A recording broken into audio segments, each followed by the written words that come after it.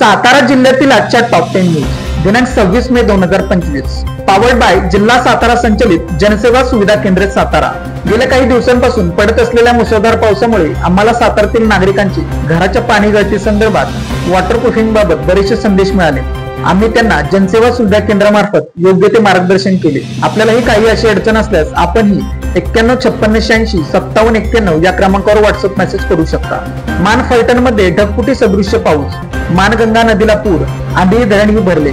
मान तालुक्यातील 14 गावांचा संपर्क तुटला। मान तालुक्यात अनेक ठिकाणी ढगफुटी सदृश्य पाऊस पडला। अनेक ठिकाणी पावसाने ओले नाले ओसंडून वाहत होते। पाणी रस्त्यावर आल्याने आंधळी ते मरोडी रस्त्यावर वाहतूक ठप्प झाली होती। तर दुसरीकडे दहिवडी फलटण रस्त्यावर वडगाव येथे प्रचंड पाणी ओढ्यातून आल्याने काही काळ रस्ता बंद ठेवण्यात आला होता। मान तालुक्यात पहिल्यांदाच नदीकाठच्या गावांना सतर्कतेचा इशारा देण्यात आला आहे। फलटण शहरासह तालुक्याला पावसाने झोडपून काढले असून शहरासह ग्रामीण भागात हाहाकार माजला आहे। बाणगंगा धरण उन्हाळ्यात प्रथमच ओव्हरफ्लो झाले आहे। पावसाने तांडव केल्याने 16 गावांचा संपर्क तुटला आहे।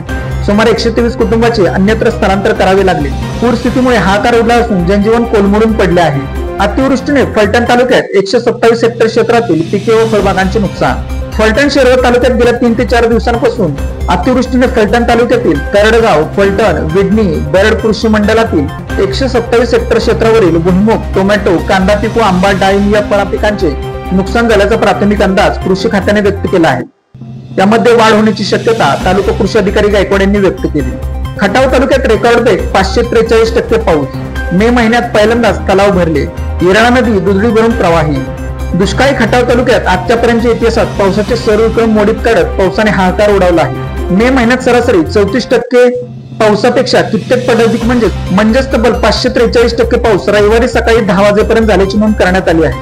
रेकॉर्ड पावसामुळे पहिल्यांदाच ऐन उन्हाळ्यातील मे महिन्यात तालुक्यातील काही धरणे, तलाव, बंधारे, ओढे आणि येरळा नदी ओसंडून वाहू लागले आहे।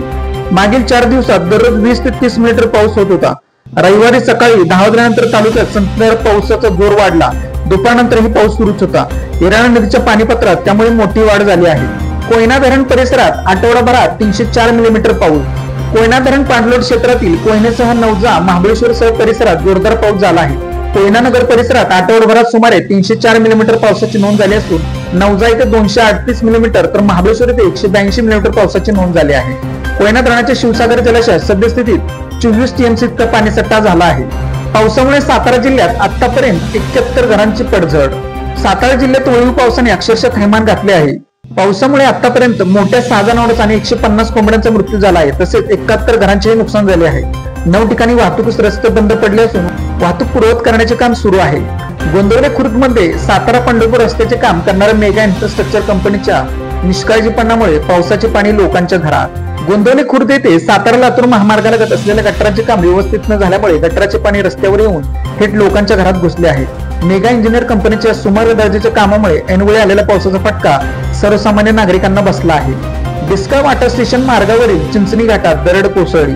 शनिवारी दिवस आणि रात्रभर संततधार सुरू राहिल्याने डिस्कळ मार्गे वॉटर स्टेशन लोणीकडे जाणाऱ्या रस्त्यावरील चिंचणी घाटामध्ये दरड कोसळली। सार्वजनिक बांधकाम विभागाने तातडीने रस्त्यावर दगडमाती हटवून रस्ता पूर्ववत केला। गेल्या आठवड्याभरापासून सुरू असलेल्या मुसळधार पावसाने खटाव तालुक्याच्या उत्तरेकडच्या गावांना झोडपून काढले आहे। याच भागात राजापूरमधील जनावरांच्या अंगावर वीज पडल्याची घटना ताजी असताना चिंचणी घाटामध्ये दरड कोसळल्याने काही काळ मार्ग ठप्प झाला होता। उंब्रज तालुका कराड येथे अपघातात युवक ठार। एसबीआय बँकेसमोर अज्ञात वाहनाच्या धडकेत झाला अपघात। पुणे बंगळूर राष्ट्रीय महामार्गावर उंब्रज तालुका कराडगावच्या हद्दीत स्टेट बँकेसमोर अज्ञात वाहनाने दुचाकीला धडक दिली। या अपघातात दुचाकीस्वार जागीच ठार झाला। हा अपघात रविवारी दुपारी 1:30 वाजण्या सुमारास घडला असून अपघातानंतर महामार्गावर वाहतूक काही काळ विस्कळीत झाली होती। राहुल विलास चव्हाण वय 30 राहणार लक्ष्मणवर उंब्रज असे अपघातात ठार झालेल्या युवकाचे नाव आहे। खंबाटकी घाटात अपघातामुळे पुणे मार्गावर वाहनांच्या रांगा। पुणे मुंबईकडे जाणाऱ्या प्रवाशांना मनस्ताप। खंबाटकी घाटात अपघातामुळे पुणे मार्गावर वाहनांच्या रांगा। पुणे मुंबईकडे जाणाऱ्यांना प्रवाशांना मनस्ताप। पुणे बंगळूर महामार्गावर रविवारी खंबाटकी बोगद्याच्या बाहेर ब्रेक फेल झाल्याने कंटेनरने कारला धडक दिली। या अपघातात कोणीही जखमी झाले नाही। मात्र या अपघातामुळे पुणेकडे जाणारी वाहतूक विस्कळीत झाली। त्यामुळे घाटात तर लांबच लांब रांगा लागल्या होत्या। रविवार असल्याने पुणे बाजूकडे जाणाऱ्या वाहनांची संख्या अधिक असल्याने वेळे गावापर्यंत वाहनांच्या रांगा लागल्या होत्या। अपघाताची माहिती मिळताच महामार्ग पोलीस व खंडाळा पोलीस घटनास्थळी दाखल झाले। अपघातग्रस्त वाहने बाजूला करून वाहतूक सुरळीत करण्यात आली। दहिवडीत किराणा दुकान फोडले, लाखोंची रोकड लंपास। दहिवडी येथील सिद्धनाथ मंदिराजवळील किराणा दुकानाचे शटर कटावणीने उचकटून 3 चोरट्यांनी धाडसी दरोडा टाकून 1,35,000 रुपयांची रोख रक्कम लंपास केली. चोरट्यांनी अन्य साहित्याला हात देखील लावला नाही. याबाबत दुकानाचे मालक चैतन्य गुंडगे यांनी दहिवडी पोलीस ठाण्यात तक्रार दिली आहे. अशाच बातम्यांसाठी जिल्हा सातारा या यूट्यूब चॅनेलला सबस्क्राईब करा. व्हिडिओ आवडल्यास व्हिडिओ लाईक करा, व्हिडिओवर कमेंट करा आणि व्हिडिओ जास्तीत जास्त लोकांपर्यंत शेअर करा.